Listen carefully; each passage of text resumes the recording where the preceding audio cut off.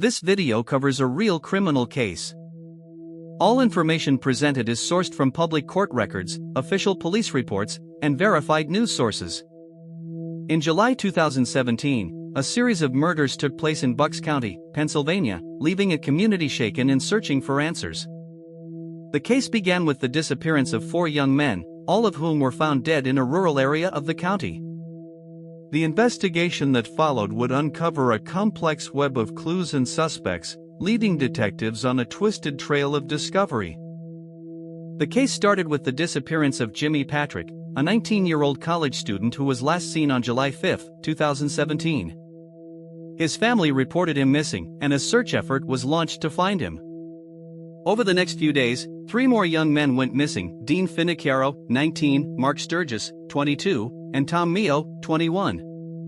As the search for the missing men continued, detectives began to suspect that something sinister was at play.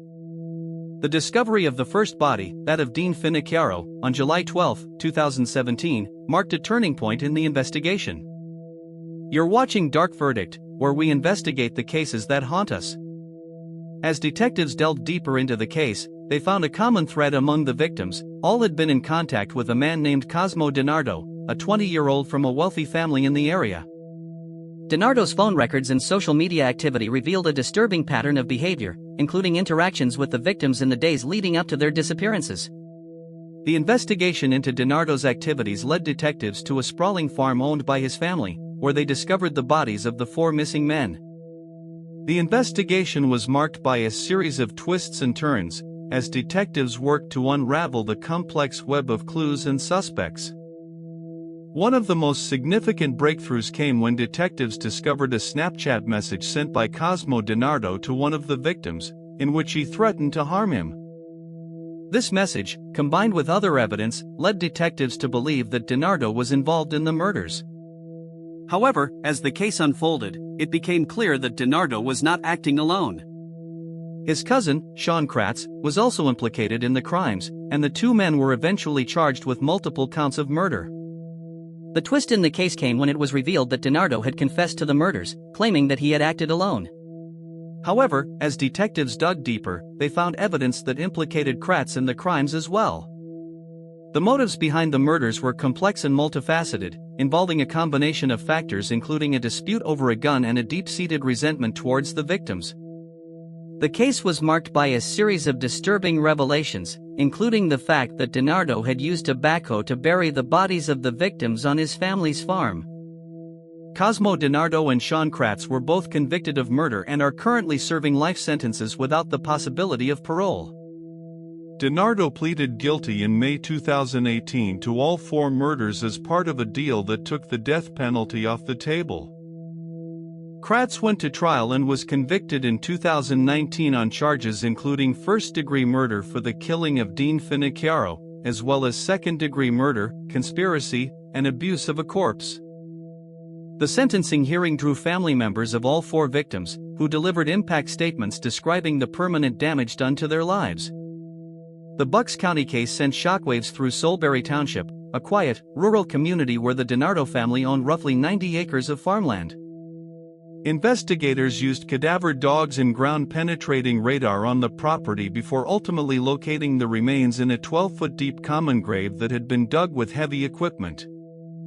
Forensic teams spent days processing the burial site, recovering the remains of all 4 men along with physical evidence tied to the killings. Bucks County District Attorney Matthew Weintraub held daily press conferences during the search, becoming one of the most visible figures of the investigation. In another case, that of the Hart family murders, a murder-suicide took place on March 26, 2018, when Jennifer and Sarah Hart drove their sport utility vehicle off a cliff along Highway 1 near Westport in Mendocino County, California, killing their 6 adopted children. The children ranged in age from 12 to 19 and had been adopted from Texas through the child welfare system.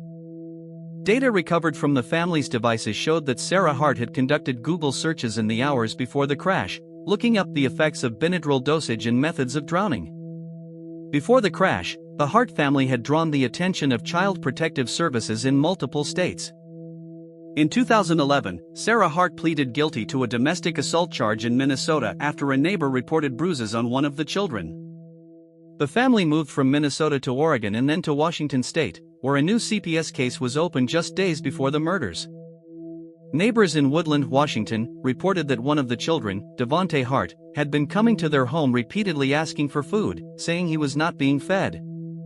The family fled after a social worker visited their home on March 23, 2018, 3 days before the cliff plunge. The Hart case ignited a national debate about interstate communication between child welfare agencies.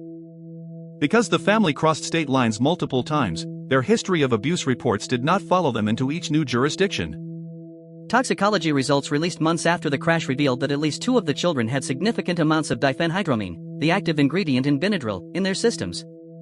The vehicle's data recorder showed no evidence of braking before it left the road, and investigators concluded the act was deliberate. The bodies of 2 of the 6 children, Hannah and Sierra Hart, were never recovered from the Pacific Ocean.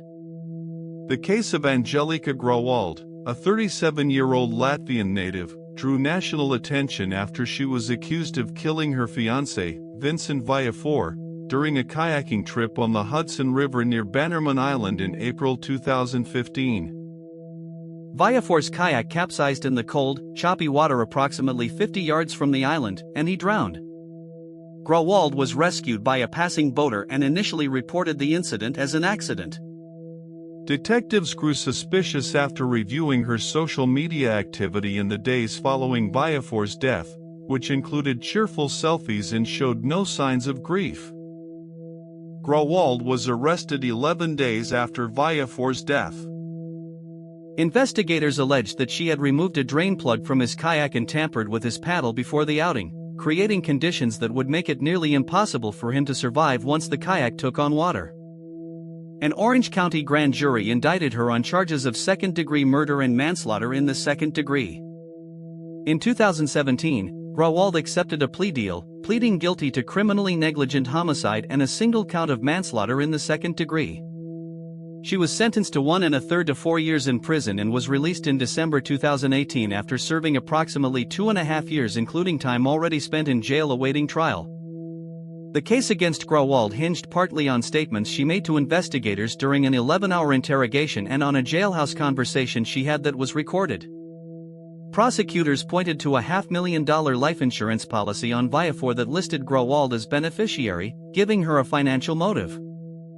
The defense argued that the Hudson River conditions alone were responsible for Viafor's death and that no physical evidence conclusively proved the drain plug had been removed deliberately. The plea deal suggested that both sides recognized the difficulty of proving intent at trial. In the case of Karen Bose, an Ottawa County jury found the mother guilty of murdering her 14-year-old daughter Robin in 2002. The crime occurred in Holland Township, Michigan, when the Bose family home was destroyed by fire on the night of July 10, 2002. Robin was asleep in the house at the time. Prosecutors presented evidence that Bose set the fire deliberately and left the home, knowing her daughter was still inside and unable to escape. The blaze killed Robin and destroyed most of the physical evidence within the structure.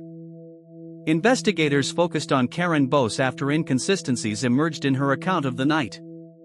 She claimed she had left the house to retrieve something from her car, but neighbors testified they saw her outside the home before the fire was reported. Accelerant detection dogs indicated the presence of an ignitable liquid in multiple areas of the house. The prosecution also introduced evidence of financial difficulties and a troubled relationship between mother and daughter. Bose was sentenced to life in prison. Her conviction was upheld on appeal, and she remains incarcerated in a Michigan correctional facility. On November 17, 1978, 4 young employees went to work the night shift at the Burger Chef restaurant on Crawfordsville Road in Speedway, Indiana.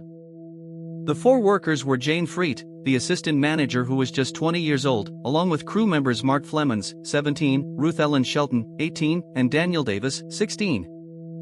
By midnight, all 4 had vanished. The restaurant was found unlocked with the back door open, the safe emptied of an estimated $500, and an untouched bag of receipts left on a table. 2 days after the disappearance, the bodies of all 4 Burger Chef employees were discovered in a wooded area in Johnson County, roughly 20 miles south of the restaurant. Freet and Shelton had been stabbed, while Flemons and Davis had been bludgeoned. Investigators initially suspected the motive was robbery, but the relatively small amount of money taken and the extreme violence suggested something more personal or predatory. The Indiana State Police took over the case from Speedway Police in 1979, and over the following decades multiple persons of interest were identified but never charged. Despite re-examinations of the evidence in 1996 and again in 2018, no one has ever been convicted of the Burger Chef murders. The families of the 4 victims have continued to push for justice, forming advocacy groups and participating in documentary projects to keep the case in the public eye. Each of these cases, from the buried bodies on a Pennsylvania farm to the cliff in Mendocino County, from the cold Hudson River to a burning house in Michigan and a fast food restaurant in Indiana, reveals how ordinary settings can become scenes of calculated violence. The victims in these cases were teenagers and young adults whose lives were cut short by people they trusted or had no reason to fear. Their stories serve as a record of what went wrong and why accountability matters in every jurisdiction, every home, and every community. Subscribe to Dark Verdict. Next case, the witness who saw everything and disappeared.